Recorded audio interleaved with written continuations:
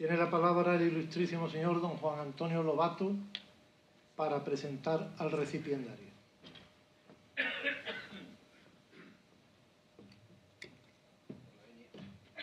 Concedida.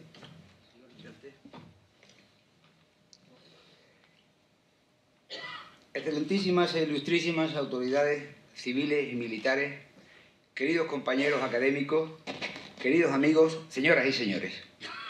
Los médicos decimos que solo se diagnostica lo que se conoce. En pintura pasa algo parecido. Solo se valora, solo se ama lo que se conoce. Y la base del conocimiento es el aprendizaje, el estudio y la observación. ¿Para qué sirve una academia de ciencias, letras y artes? Entre otras muchas cosas, para facilitar el conocimiento y, por tanto, también para enseñar a amar la cultura.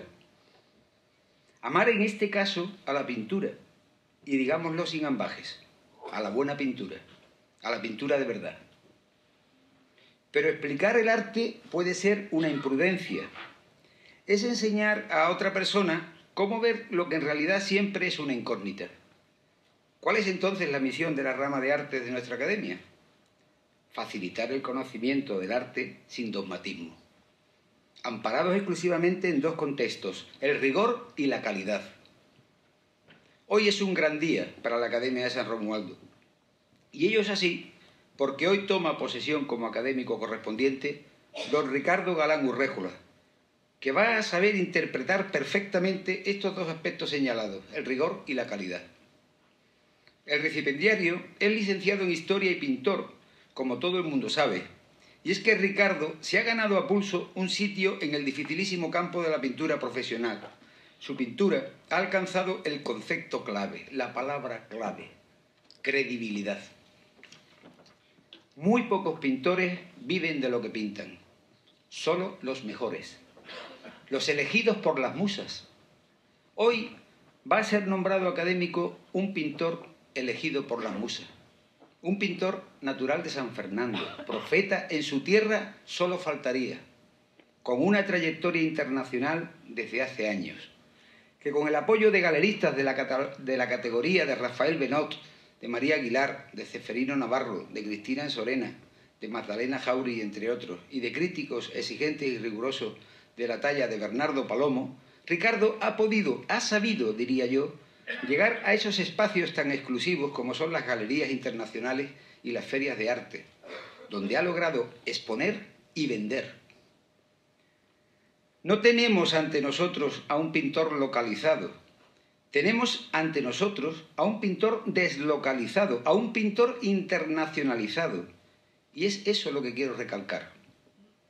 Exponer en la Dressmuseum de Assen, en los Países Bajos, en la Fête Art Realist de Ámsterdam, en el Hermitage de San Petersburgo, en Rusia, en el Harveus Art de Utrecht, en Holanda, en la Contemporary Art Fair de Frankfurt, en la Feria de Estrasburgo, en Palm Beach, en Florida, Estados Unidos, en la Lucy de Campbell Gallery de Londres, en la Mokum Gallery de Ámsterdam o en la Galería Alain Dudet de Toulouse, lo hacen muy pocos pintores. Muy pocos pintores vivos en España. Podríamos decir que se cuentan con los dedos de una mano. Barceló, Antonio López, Gordillo. Y dejaré otros dos dedos de la mano sin nombre para que cada uno ponga a quien quiera. Yo pongo a Ricardo. Lógicamente, exponen en estos sitios estos pintores porque su obra se cotiza. ¿Y por qué se cotiza su obra? ¿Qué ve el espectador en la pintura de Ricardo? Indiscutiblemente varios conceptos clave. Modernidad, sinceridad, valentía, maestría, belleza. En suma, lo que decíamos al principio, credibilidad, valor, mérito, talento.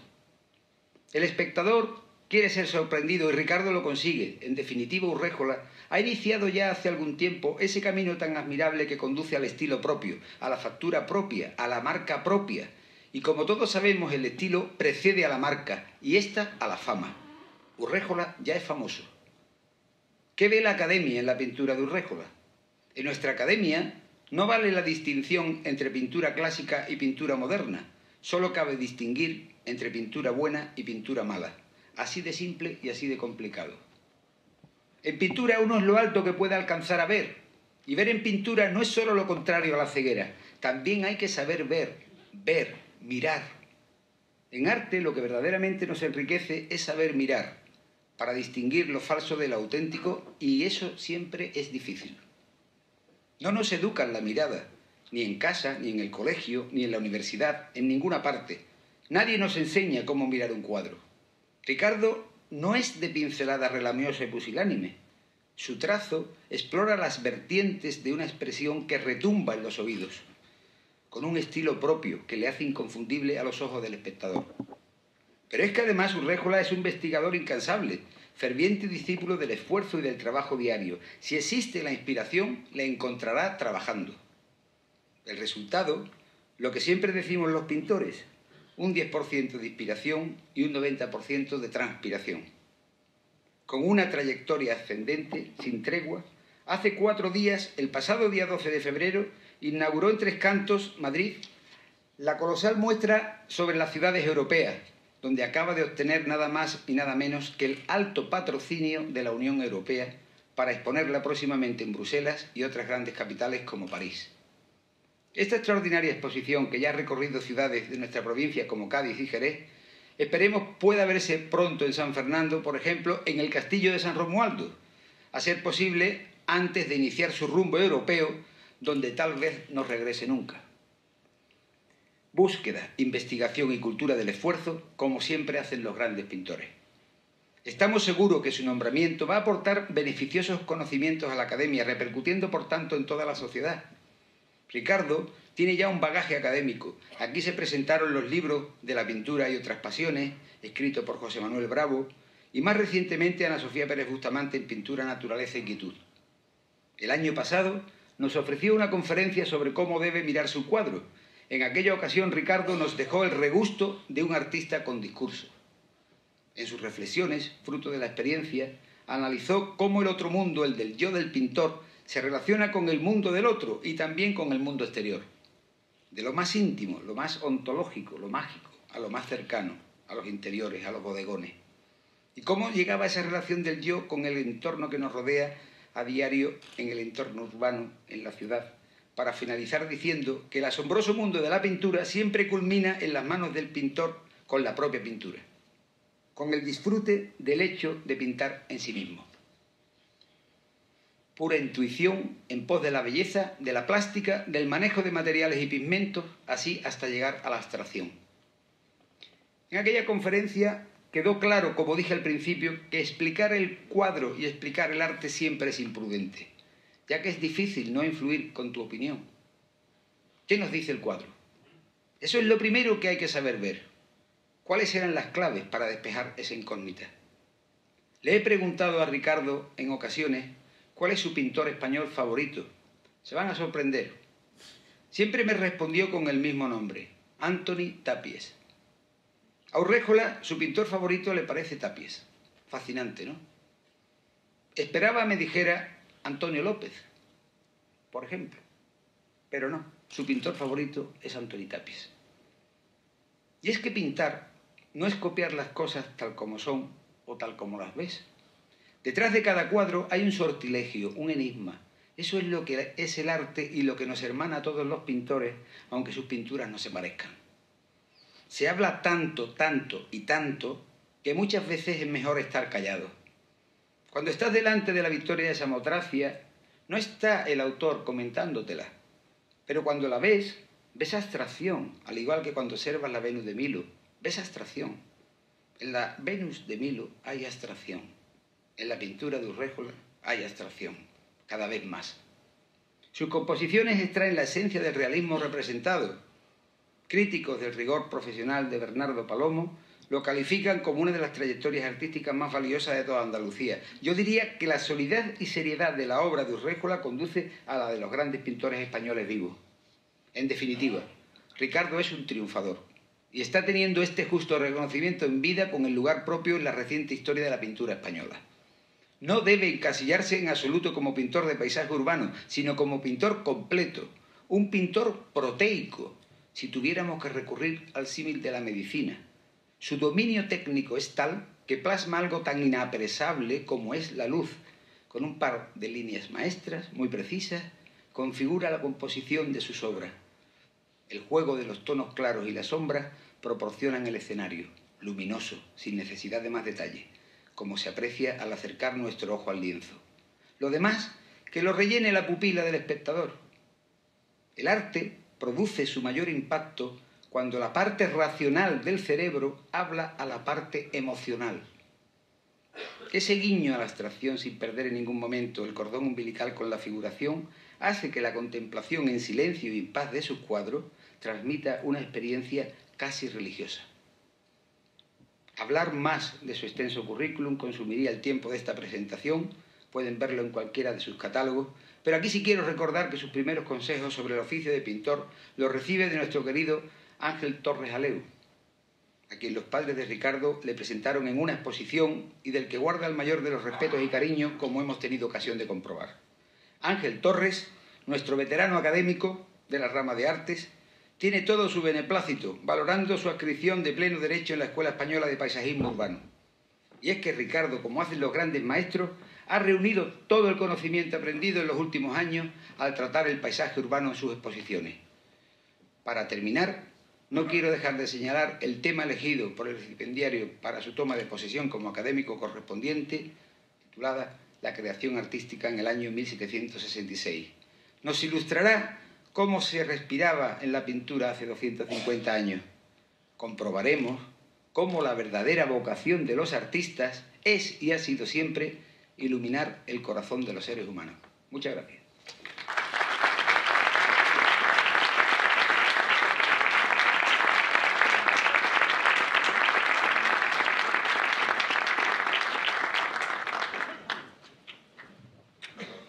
Muchas gracias, don Juan Antonio Lobato.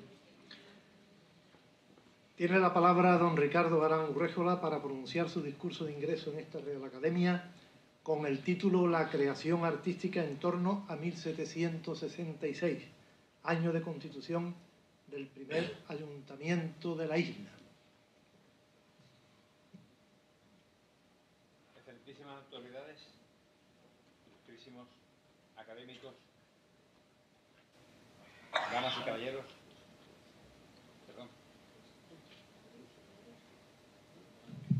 perdone, empiezo. Excelentísimas autoridades, ilustrísimos académicos, damas y caballeros, queridos amigos, todos. Permítanme que dedique unos instantes a transmitir mi agradecimiento a la Real Academia de San Romualdo por depositar en mi persona la confianza que conlleva acogerme a tan honorable institución. De tan brillante trayectoria, depositaria de tan nobles valores y capaz de una actividad cultural realmente asombrosa, que ayuda a mantener viva la llama de las ciencias, las letras y el arte en nuestra ciudad y más allá de ella. Mi agradecimiento a todos y a cada uno de los académicos representados en la figura del excelentísimo señor presidente, don José Carlos Fernández, y, si me lo permiten, una afectuosa y especial mención a mi generoso presentador, ilustrísimo señor don Juan Antonio Lobato. Esta afectuosa referencia debo hacerla extensiva al ilustrísimo señor don Ángel Torres Aleu, que fue, pues, ni más ni menos para mí, que mi primer maestro en la pintura. Me aconsejó, me dio las primeras instrucciones y ahora mismo yo le considero, y creo que a mí también, algo más que un amigo. Como pueden suponer, este acto es para mí y para mi familia todo un honor y estamos muy agradecidos a esta generosidad. El discurso que he preparado va a ser muy breve. En primer lugar, por no cansarles, la verdad. Y en segundo lugar, porque este acto va a tener hoy como segunda parte algo que tiene, para quien les habla, una especial importancia. Por fin expongo en mi ciudad. Ya era el momento. Les aseguro que me causa una gran emoción. Eso es real. De modo que luego están todos invitados a la inauguración de esta exposición en la Galería GH40, que queda próxima aquí donde estamos. Todos los aquí presentes somos conscientes de la relevancia que en este año de 2016 tiene la celebración del 250 aniversario de un hecho importantísimo para nuestra ciudad. Fue fundamental la Real Cédula de 11 de enero de 1766, por la que el rey Carlos III concede el título de villa con su propio ayuntamiento a nuestra ciudad con el nombre de Real Isla de León. Este año celebramos este hecho histórico y lo hacemos desde distintos enfoques y puntos de vista. Cuando intentamos situarnos cronológicamente en un contexto histórico, pues seguramente nos seduce la idea de ver como si se tratase de una película, ver cómo eran las personas en ese momento, cómo se vestían, cómo se expresaban, cómo vivían y cómo pensaban. Es decir, queremos situar su contorno cultural. Bien, pues uno de los talismanes que nos facilitan el conocimiento cultural de un periodo histórico es sin duda el arte. El arte que se realiza en una época dice cómo son las corrientes culturales e ideológicas, cuál es la realidad e incluso cuáles son las aspiraciones de esta sociedad. Como ustedes saben que quien les habla es pintor, pues ya podrán suponer que si vamos a indagar en el mundo del arte de esta época que celebramos de 250 aniversario, pues va a girar en torno a la pintura. La pregunta es la siguiente en general. ¿Cómo ven el mundo los artistas pintores en España, en Europa, en América, cuando Carlos III concede a la Real Isla de León el rango singular de villa con su propio ayuntamiento? El auge de la burguesía del siglo XVIII va a determinar algunos cambios socioculturales, económicos y artísticos. Durante la mayor parte del siglo, la monarquía absolutista es la fórmula de gobierno en los grandes países europeos. Este absolutismo se adaptará en su forma final a una nueva situación y desembocará en lo que llamamos el despotismo ilustrado. El rey procura mejorar la vida de los súbditos, aunque sin contar con ellos. Ustedes ya conocen la fórmula, es la conocida todo para el pueblo, pero sin el pueblo.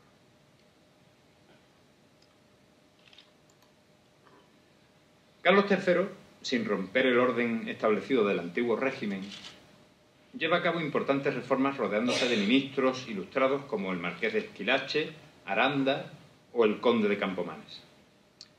El rey apoyó a la burguesía, elevando su responsabilidad política en puestos importantes dentro del organigrama del país y también fomentando el proteccionismo económico y comercial. El resultado de esta política es que la burguesía acapara más poder y más capacidad de decisión. Este auge de la burguesía determina un importante cambio en las actividades artísticas. Siempre son reflejos. El arte y la realidad siempre están reflejados. El gusto por el buen vivir, la comodidad, el lujo, hace que se desarrollen nuevos modelos artísticos. Se busca un refinamiento formal que induce a una especie de manierismo, una maniera, como dicen los italianos, de hacer. En realidad el siglo XVIII será testigo de una dualidad artística. Miren ustedes. Por un lado, el rococó es la fórmula de la ya ciertamente decadente aristocracia, aunque esta manera será imitada por parte de la emergente burguesía ansiosa de altas miras sociales, que siempre quieren ascender.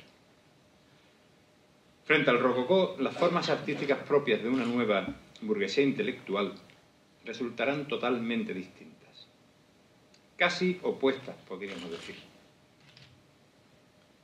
En un regreso a los principios clásicos, cimentados en las nobles formas del pasado romano, en la austeridad y la moral, un movimiento artístico nuevo emerge y terminará imponiéndose en la cultura europea, el neoclasicismo. Les voy a hacer un pequeño, muy rápido, muy pormenorizado análisis de las cosas esenciales de un estilo, del rococó y del neoclasicismo. El rococó, formas recargadas, colorido en este momento claro, suave, temas mundanos y galantes. El neoclasicismo, formas sobrias, contornos firmes, temas clásicos y queriéndose que sean trascendentales. Bien, situándonos pues en 1766, podemos decir que la Real Isla de León abre los ojos al mundo artístico en el momento en que se dirime el final del rococó y el auge del neoclasicismo. La primera fórmula supone una continuidad del antiguo régimen, aunque con características ya propias del principio de la Ilustración. En España, la figura de Carlos III encarna casi a la perfección esta imagen. La segunda época supone cambios muy profundos que toman cuerpo en tres hechos fundamentales, muy importantes. Son la Revolución e independencia de los Estados Unidos, la Revolución Francesa y la Revolución Industrial, ni más ni menos. Esto cambiará el mundo. Entre 1751 y 1765 se publica en Francia la primera enciclopedia, de Diderot y d'Alembert. Colaboran otros tres pensadores ilustrados, Montesquieu, Rousseau, Voltaire, quien edita en 1764 su diccionario filosófico. Si tenemos que reseñar algunas de las características de la Ilustración, podríamos hablar de varias cosas: igualitarismo, tolerancia, individualismo, libertad, universalismo, los principios del mundo moderno. Son principios actuales. Organizaremos a partir de ahora geográficamente, es decir, por países, la creatividad pictórica del momento. La cultura francesa se ha extendido por Europa y, sin duda, es en Francia donde van a tener lugar los sucesos más importantes a finales del siglo XVIII. Miren ustedes, por hacer alguna coincidencia en fechas, observemos que precisamente en 1766-67 el pintor Jean-Honoré Fragonard pinta para el barón de Saint-Julien un cuadro, el que están ustedes viendo, en principio titulado Los felices azares del columpio. Luego fue conocido simplemente por el título de El columpio. Podríamos decir que es la obra representativa del espíritu rococó, una obra muy enraizada en el rococó. Un mundo embelesado en la galantería, lo anecdótico y sazonado con una pizca, ya ven ustedes, una chispita de sensualidad. Observen el personaje que está agazapado a la izquierda abajo. En fin. Fragonard se había formado en París, en el taller de François Boucher, un experto pintor seducido por la sensualidad femenina, enraizada en ocasiones con temáticas mitológicas, como en el conocido baño de Diana, que ustedes están viendo, pintado lógicamente unos cuantos años antes, en 1742. En estos momentos se pone de moda la realización de retratos utilizando la técnica del pastel, algo novedoso y poco usual, incluso hoy en día tampoco prolifera mucho el pastel. Esta fórmula permitía ciertas delicadezas tonales, unos matices de color muy sutiles, que venían a coincidir con el gusto de la época. El gran maestro de este tipo de trabajos es sin duda Quentin Latour. Tal fue el éxito que obtuvieron estos retratos suyos, que la Academia Francesa decidió que ningún pastelista más ingresara en ella. ¿Por qué? Pues para evitar que el retrato al óleo se viese perjudicado. Un clásico. Latour pintó retratos a toda la sociedad, a toda la alta sociedad de su época. Ya saben ustedes, la vanidad, pues, es una realidad que siempre ha estado vigente.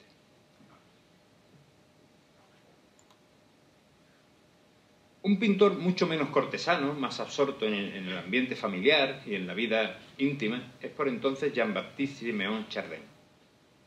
Pintó escenas familiares, pintó bodegones, y aunque estos temas en realidad no estuvieran de moda en estos momentos, siempre obtuvo un respeto y reconocimiento de la ciudadanía y de sus paisanos. También francés, un pintor que vive el camino entre el rococó y el neoclasicismo, es Jean-Baptiste Greuze. Nacido en la pequeña ciudad de Tournus, se traslada a París, donde al cabo de un tiempo pinta un cuadro que le daría fama rápidamente. Se trata del cuadro que ustedes ven, el padre de familia explicando la Biblia a sus hijos. Así fue aceptado en la Academia Real de Pintura y también expuso en el Salón del Louvre. Con el paso de los años se declaró ferviente admirador del neoclasicismo y de los pintores que lo lideraban, sobre todo el pintor Jacques-Louis David. Si Greuze conmueve la sensibilidad de la pequeña burguesía, Serán otros pintores y otros valores los que representen el sentir de las altas clases ilustradas. De modo que la virtud y la verdad se convertirán en términos para educar no solamente a la familia, sino a la patria. A mí este punto me ha hecho reflexionar un poco. La virtud y la verdad. Hoy en día, un poco denostadas, a mi parecer. Un poco denostadas, un poco requeridas. Nos hace falta algo de este espíritu. La fe de los ilustrados en la posibilidad de educar al hombre en estos valores coincide, por otras razones, con los intereses del Estado en estimular los sentimientos patrióticos de sus súbditos. Miren ustedes este cuadro. El juramento de los Horacios. No es de extrañar que el propio Luis XVI adquiriese el representativo cuadro de David, este juramento de los Horacios, luego considerado como una obra revolucionaria. En esta obra y en otras, como es el caso del cuadro titulado La muerte de Sócrates, podemos distinguir algunos elementos estilísticos y formales nuevos. Son composiciones basadas en una escenografía que espacialmente recuerda un poco a un montaje teatral. Hay un rigor compositivo en el que se cruzan líneas verticales y horizontales que le dan solidez. El dibujo está bien contorneado y cerrando las figuras toma una importancia muy relevante. Se puede sentir en estas obras un dramatismo latente, propio de momentos históricos cruciales. Todas estas características definen la pintura neoclásica y muchas de ellas están presentes en la obra de una figura de la época francesa también de gran importancia, ni más ni menos que Dominique Ingres. Ingres quizás no responda tan estrictamente como David a los cánones neoclásicos, porque, aun participando en ellos, suman en algunas de sus obras ciertos matices que ya apuntan a un cambio formal y de contenido que dará paso al romanticismo. Espacio y tiempo muy distintos en los que las pasiones, la naturaleza, adquieren un máximo protagonismo. En esta encrucijada vamos a ver otro cuadro del autor, esta odalisca. Bien, como decía, en esta encrucijada nos encontramos con Eugène Delacroix, una obra que destila su esencia es la libertad guiando al pueblo, la que pueden ver ahora mismo. Esto es el pleno romanticismo, Nos hemos excedido un poco en nuestra época histórica, pero está bien ir y volver. Y, de hecho, volvemos atrás para no alejarnos demasiado de nuestro año de referencia. Vamos a hacer un pequeño e interesante viaje a Inglaterra que nos permita saber cómo ven el mundo los artistas ingleses en torno a 1766.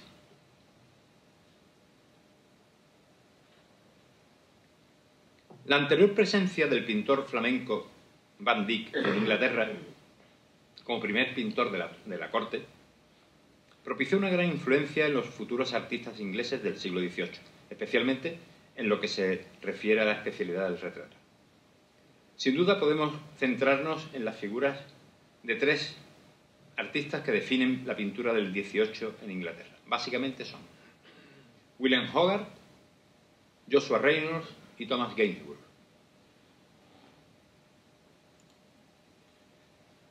A estos tres podemos añadir al pintor de origen escocés Allan Ramsay, quien, dotado de una refinada formación literaria y estética, se convertirá en un ilustrado que, a diferencia del arquetípico artista británico, viajó con frecuencia al continente y recibió una importante influencia del ya mencionado francés Quentin Latour.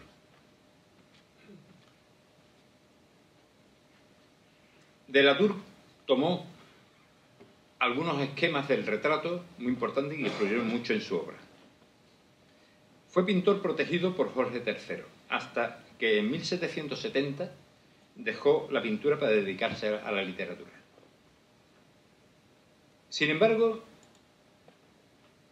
Si queremos respetar la cronología, es a William Hogarth a quien debemos prestar atención en primer lugar. Curiosamente, Hogarth presumía de una excelente memoria visual, que le permitía retener todos los detalles de las escenas que le interesaban para luego poder llevarlas al lienzo. Esta capacidad es muy probablemente la que le permite la exhibición detallista de este cuadro titulado Matrimonio a la moda, en el que nos muestra las bondades de la vida burguesa del momento. Hogarth terminó su formación pictórica en la Academia de Sir James Thornhill, a cuya hija, atentos a esto, raptó, aunque para enmendar el desaguisado luego se casaría con ella. Sin duda, parecía un hombre bastante decidido. El retrato del comodoro August Keppel, que les voy a mostrar inmediatamente, nos permite adentrarnos en el mundo pictórico de uno de los más significativos artistas del siglo XVIII en Inglaterra, Joshua Reynolds. Hombre refinado, culto, hijo del reverendo Samuel Reynolds, estudió en Oxford y realizó algunos viajes por Europa para estudiar a los clásicos. A su vuelta se instaló en Londres y entre sus actividades fundó un club literario. Su éxito no se hizo esperar y sus retratos alcanzaron unos precios realmente desorbitados para la época. Posiblemente él sea el paradigma del pintor ilustrado de la Inglaterra de esta época. Se le ofreció la presidencia de la recién creada Royal Academy, nombrado caballero en 1769 y doctor honoris causa por Oxford. Todo el refinamiento estético y cultural en los umbrales de la Ilustración se nos hace evidente en este exquisito retrato que hizo Thomas Gainsborough del matrimonio Andrews en 1750. Este elegante desenlace pictórico entre retrato y paisaje habla elocuentemente del estilo de vida de unos personajes que se encuentran en la cúspide de la vida, de la burguesía, y que posiblemente no sospechan los cambios que se avecinan, a saber, ilustración, revolución industrial, constituciones, cambios sociales, políticos. Observen ustedes la tranquilidad de esa vida apacible. Parece que no esperan nada, que su vida cambie en nada, ¿eh? Están muy tranquilos. Sin embargo, se les avecinaba un mundo muy, muy distinto. Siguiendo la estela de la pintura inglesa, vamos a volver a realizar otro pequeño viaje, un rápido viaje cruzando el Atlántico, y observaremos cómo en los preludios de la independencia de los Estados Unidos, firmada en el Tratado de París de 1783, el mundo artístico norteamericano es heredero de las fórmulas británicas, aunque con algunas aportaciones propias. Aunque formalmente en la técnica hay una lógica influencia, la pintura norteamericana se caracteriza en general por resaltar los rasgos propios de su identidad, de la vida cotidiana, de los grandes eventos históricos y de la vida de frontera, algo después. Resaltaremos a algunos pintores por su significado e importancia. Uno de ellos es Benjamin West, quizás el primer pintor propiamente estadounidense. Aunque heredero del retratismo anglosajón, West produjo obras en las que el nuevo mundo es reflejado como una realidad distinta. En la obra que observan, La muerte del general Wolfe, escenificada en la conquista de Quebec en 1759, West dispone las figuras al modo de los antiguos descendimientos clásicos, en torno al moribundo general, al tiempo que resulta la contemporaneidad del hecho con la presencia de los militares uniformados y sitúa geográficamente la acción con la curiosa pose un tanto clásica, si ustedes observan, del personaje indio.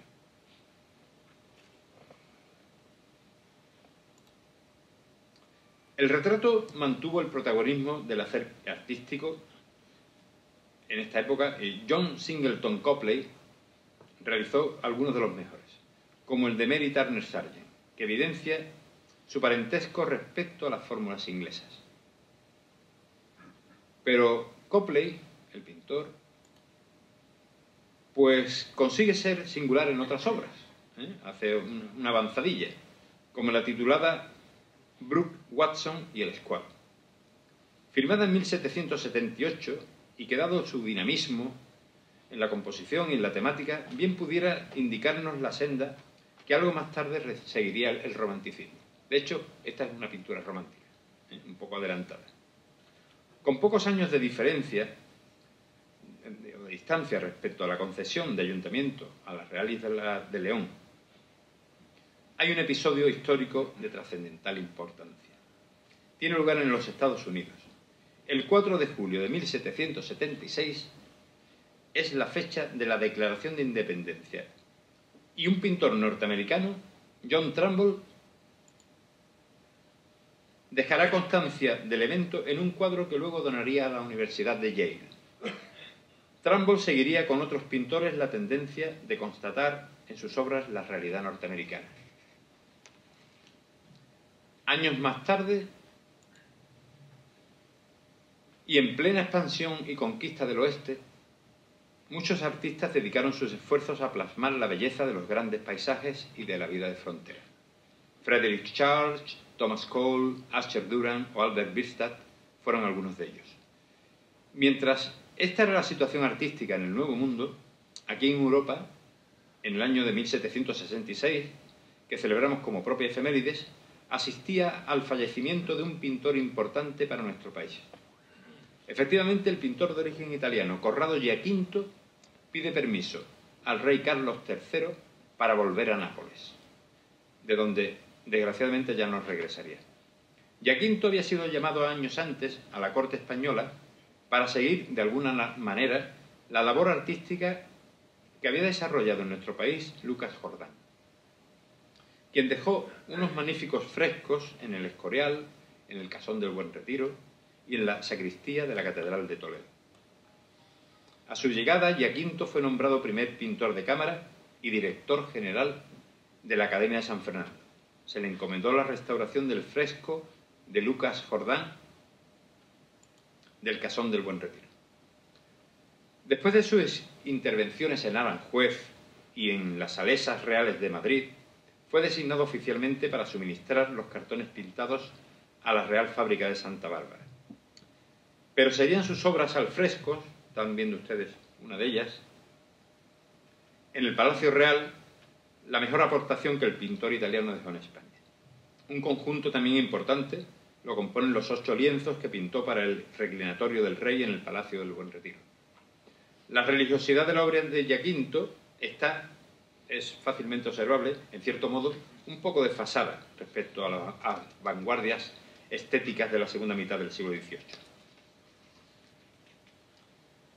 Bien, la gran pintura italiana, eje del Renacimiento que todos conocemos, primero con pintores tan importantes como Rafael, Leonardo, Miguel Ángel y un largo etcétera, y que luego había aportado al barroco la figura de Caravaggio, que había marcado todo un siglo de esplendor en el arte europeo, no goza precisamente en el siglo XVIII de la misma grandeza.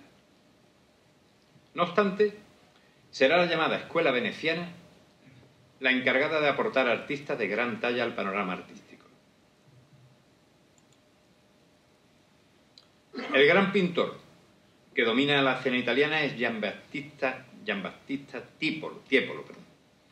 Especializado en la pintura al fresco, en sus grandes composiciones, los personajes, en innovadores y extraordinarios escorzos, se asoman a la tierra desde imposibles plataformas celestiales sostenidas por nubes.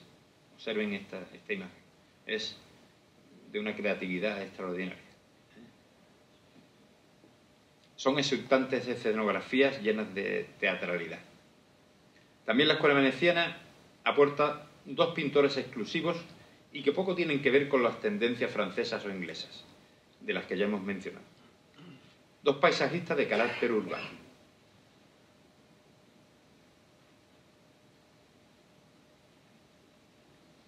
Primero, Canaletto. Después, Guardi. Dedicarán sus esfuerzos a pintar la plenitud y la belleza de Venecia, enriquecida gracias a su poderío comercial marítimo. Canaletto poseía una extraordinaria maestría para componer escenas urbanas en una armoniosa distribución de cielos, aguas y arquitecturas. Entre ellos, ubica personajes que deambulan por estos espacios. Y utilizando la relación de tamaños entre estas figuras y la magnitud general, consigue en sus composiciones una especial monumentalidad. Es fácilmente observable. Francesco Guardi, sin embargo, estaba en posesión de otras facultades, quizás menos espectaculares, pero que aportaban a sus pinturas un exquisito refinamiento. Dotado de gran sensibilidad, Guardi pinta sus paisajes venecianos con una poética añadida muy singular. No fue, sin embargo, reconocido como un gran pintor hasta su ancianidad y vivió dedicado a su trabajo más como artesano que como artista. A su muerte fue homenajeado por su ciudad y sus vedute alcanzaron un reconocimiento universal. Vamos a hacer un pequeño apartado. Italia, un punto y seguido. Italia se convierte a mediados del siglo XVIII en el lugar hacia donde se dirigen todas las miradas de la intelectualidad europea. La revalorización de lo antiguo, de lo clásico, en gran medida alentada por la proliferación de las excavaciones en Herculano y en Pompeya, curiosamente promovidas por el entonces monarca Carlos VII de Nápoles, a la postre nuestro rey Carlos III, juega un papel fundamental en los inicios del neoclasicismo. Se establece una curiosa dialéctica entre dos importantes personalidades del momento. Por un lado, Giovanni Piranesi.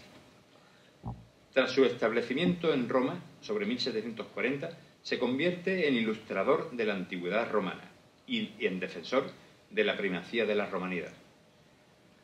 En pugna con las ideas del arqueólogo e historiador alemán Winckelmann, quien, por el contrario, resucita el ideario griego sobre la educación en la belleza y la virtud, lo cual le convierte en uno de los grandes teóricos del movimiento neoclásico.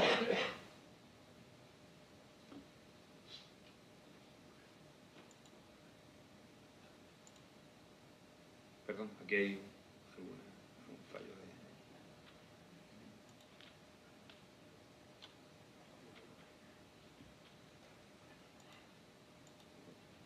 Vale. Arreglado. Nápoles centra durante algún tiempo la capitalidad de la nueva cultura estética. Este es un retrato, va a estar aquí, va a estar presente durante un ratito. Es un retrato que hizo el pintor Tischbein de Goethe, un personaje muy importante en estos momentos. Como decía, Nápoles centra durante algún tiempo la capitalidad de la nueva cultura y de la estética. Allí residen, además del propio Winckelmann, el abate Barthélemy, autor en 1788 de la influyente obra Viaje del joven Anacarsis a Grecia, una figura tan influyente, como decíamos, como Goethe, quien descubriría en su estancia al verdadero pueblo romano, lo decía así, o alguien del relieve del arquitecto Soufflot, miembro de la expedición de estudios enviada desde Francia por Madame Pompadour. Junto a Nápoles, Roma se convierte en el centro cultural para el estudio de la antigüedad clásica, paradigma en estos momentos del neoclasicismo. A la ciudad eterna viajarán en peregrinación los intelectuales franceses, alemanes o ingleses. El final del rococó viene dado por esta entusiasta vuelta a los ideales clásicos en todos los sentidos, tanto estéticos como culturales, filosóficos o políticos. En un cruce de caminos que se encuentran por un lado las corrientes filosóficas del racionalismo heredadas de Descartes y Leibniz, el empirismo de David Hume o el criticismo de Kant. Por otra parte, la influencia de Francis Bacon en el estudio de las ciencias, recogido en su principal obra Novum Organum, y su sistema de clasificación de los conocimientos, abren el camino a la publicación de la enciclopedia ya hemos hablado de ello, de Diderot y d'Alembert, y al definitivo posicionamiento de la Ilustración inspirada por un optimismo racionalista. Eso es Europa. En Francia, como sabemos, todo confluyó resueltamente en la Revolución de 1789, mientras en otros países como Alemania, Austria, Italia o España se aplicaron medidas reformistas para así evitar un cambio demasiado revolucionario. En cualquier caso, nos encontramos ante el final del antiguo régimen. Esto es importante que lo aclaremos. Este es el final del antiguo régimen. Efectivamente, en España, Carlos III encarna el despotismo ilustrado y se aplica en realizar innumerables reformas en muchos sentidos. En el sector agrícola se activan zonas de regadío, rotación de cultivos y sobre todo se garantiza la propiedad y la liberalización de los precios. Se trazan canales y nuevas carreteras que facilitan el comercio y el nacimiento de nuevas compañías comerciales. Se crean industrias de manufacturas reales y sociedades económicas, las llamadas amigos del país. Se reforma la enseñanza y se crea el Banco Nacional de San Carlos. Todo un evento en ese momento. Impulsa la industria naval y se regula la periodicidad y la exclusividad del tráfico comercial con Hispanoamérica. En este panorama convergían los ilustrados españoles con un carácter mucho más reformador que revolucionario. En realidad, ellos confiaban en que la monarquía fuera la impulsora de la modernización del país. Solamente una élite participa en las luces ilustradas, mientras la mayor parte de la población sigue sumergida en el analfabetismo, en el atraso económico, en la desigualdad y en un ideario lleno de leyendas y de supersticiones. En el ámbito de la pintura, con la llegada de los Borbones al trono de España y ante la ausencia de grandes nombres propios nacionales, se acoge en la corte a pintores llegados de Francia, como Jean Ranc o Louis Michel Van Loo. Carlos III, sin embargo, llama a pintores italianos, siendo el caso de Giaquinto, ya hemos hablado de él, de Tiepolo, y ahora de un pintor que abarcamos de nuevo, que es Rafael Mengs. Antón Rafael Mengs, de origen checo, fue un artista de gran reconocimiento en las cortes europeas de la segunda mitad del siglo XVIII. Este es un autorretrato que ustedes están viendo. En 1761 es llamado a España, donde permanecerá varios años trabajando en el Palacio Real y en el Palacio de Aranjuez. Asimismo realizó varios retratos, entre ellos el del propio monarca y el de María Luisa de Parma, princesa de Asturias en ese momento. Precisamente los retratos le reportaron un lugar importante en la historia del arte y su influencia se dejó notar en muchos pintores de la época, entre ellos en los hermanos Valleu.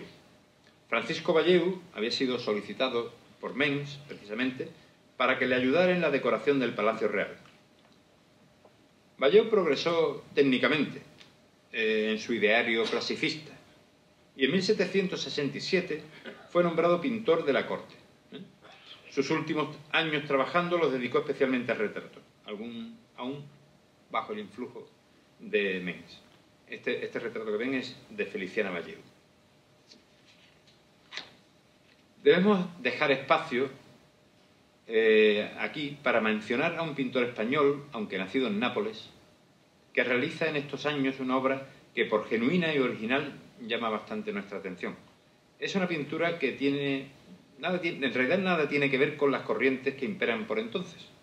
Dedica gran parte de su producción a un modelo de bodegón, se lo voy a mostrar, a un modelo de bodegón muy característico y de raíces genuinamente españolas. Se trata de Luis Menéndez.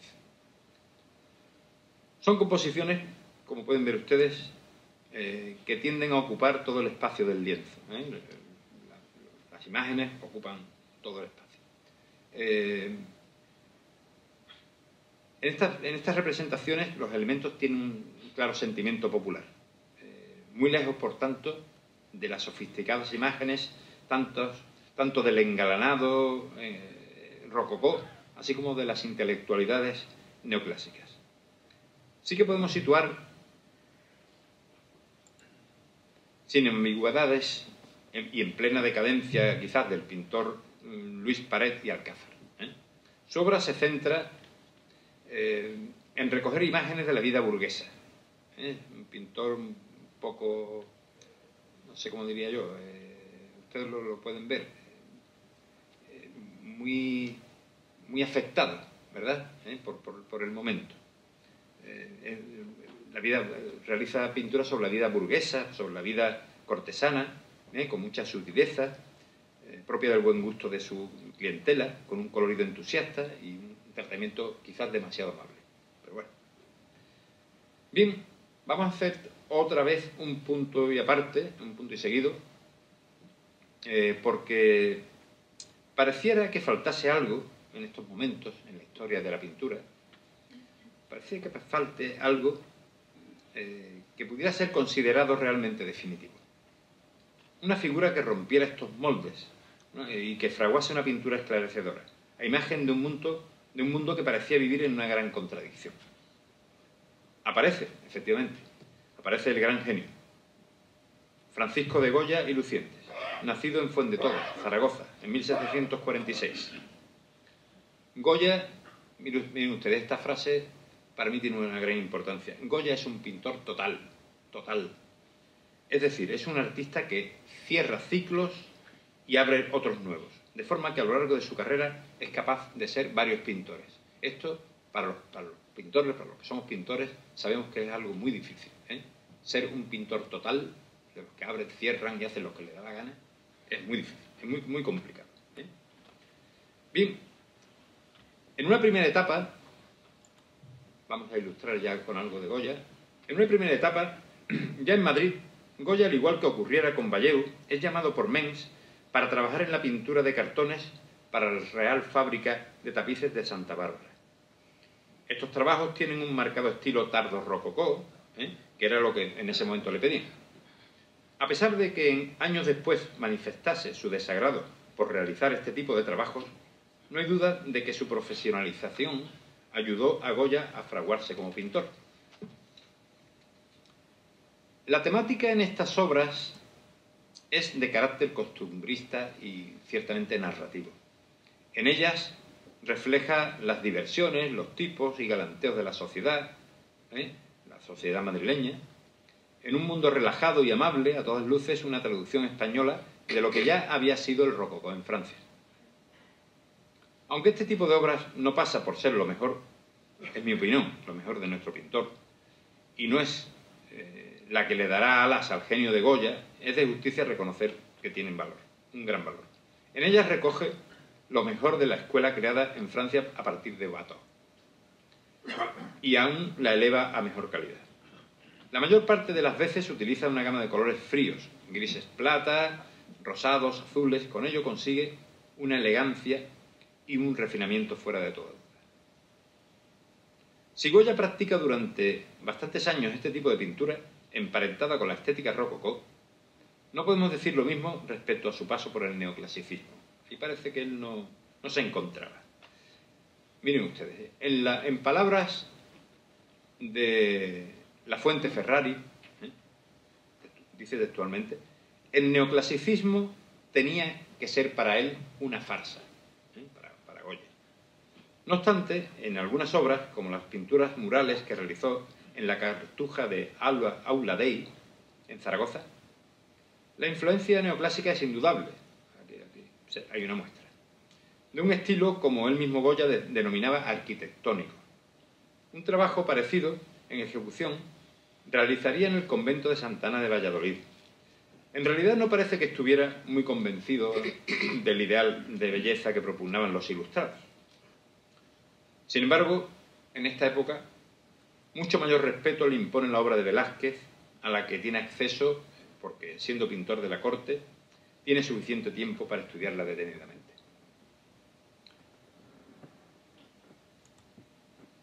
Goya recibe numerosos encargos de retratos, entre ellos este genial, yo creo que es uno de los mejores cuadros de la historia de la pintura española, este genial retrato de las familias reales, resuelto con una maestría difícil de superar. El Goya retratista está lejos de los trabajos antes mencionados. Desarrolla un rigor compositivo y un colorido, en realidad, solo al alcance de los grandes maestros. Asimismo, es capaz de dotar a sus retratos, este de Fernando VII, por ejemplo, de una profundidad psicológica que hace visible, en ocasiones, el carácter más oculto de las personas. Hay recogida una frase de Valle Inclán que resulta esclarecedora de otra, ya hablamos de otra parte de la vida artística de Goya, cuando dice de él: el esperpento lo ha ideado Goya. En el grabado de sus caprichos, a los que hace referencia Valle Inclán, efectivamente, el pintor sorprende en la representación de seres grotescos, objetivo de una dura crítica social. En estos aguafuertes, Goya no puede estar más alejado de los cánones neoclásicos y de sus ilustrados amigos, llámense Jovellanos, Moratín o Cea Bermúdez. A pesar de que corremos el riesgo de alejarnos un poco de los alrededores de 1766, fecha que centra nuestro discurso, es imposible terminar la semblanza del artista más importante de la época sin acercarnos a su etapa pictórica final. Esto va a ser muy breve. Es el Goya que pinta las profundidades del alma humana, lo inconfesable, lo terrible. En la Quinta del Sordo, Goya da rienda suelta a su genio y llega a convertirse en un pintor expresionista que se despoja de cualquier atadura. Sin objetivo alguno que le distrajera, se encierra en un puro monólogo y pinta el mundo más oculto y sórdido imaginable. Pinta con energía, casi con violencia, seres deformes, aterrados, enloquecidos, aquelarres, gigantes amenazadores y hombres que luchan desesperados. En realidad, yo creo que lo que Goya pinta en su etapa final es la fatalidad, es la desesperanza en un futuro, en lo que él veía. Este es el mundo, concluyendo, este es el mundo que enmarca nuestro 250 aniversario y que responde a numerosos cambios que se producen en la época que hemos podido ver. Fundamentalmente, el fin del antiguo régimen y el nacimiento del nuevo régimen. En Francia el cambio fue un poco brusco, ya ustedes lo conocen. Pasaron por la guillotina al rey, o sea, más drástico no puede ser. En otros países como el nuestro fue un poquito más suave.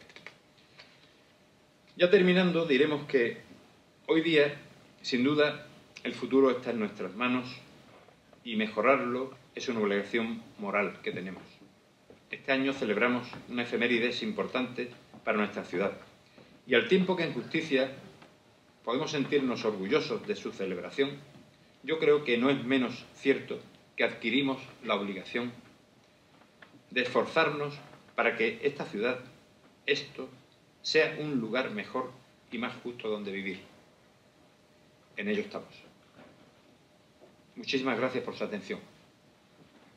Han sido muy amables. Muchísimas gracias.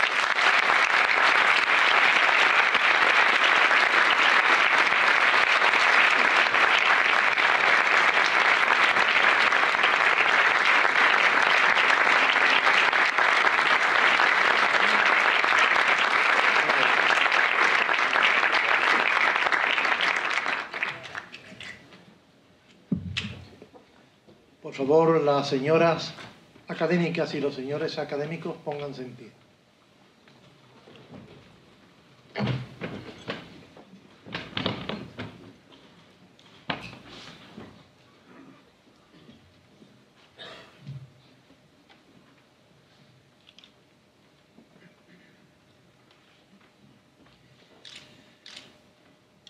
Conforme al título segundo, artículos 7 y 11 de los estatutos, y al título segundo, artículos 5, 7 y 12 del reglamento, se va a dar posesión de una plaza de académico correspondiente a don Ricardo Galán Urrejola.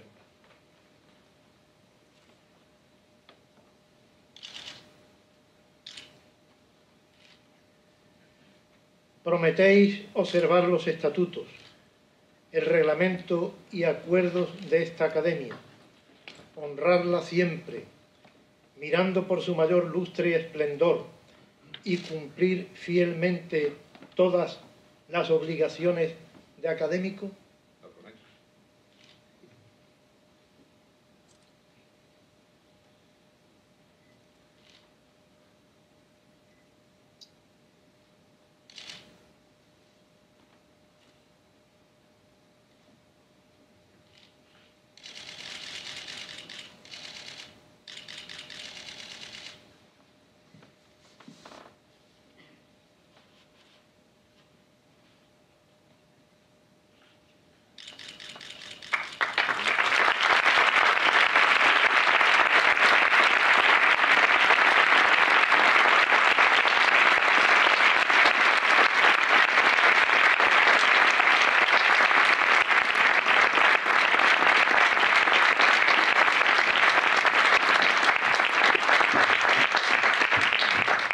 Queda proclamado académico de la Real de San Romualdo el ilustrísimo señor don Ricardo Galán Urrejola.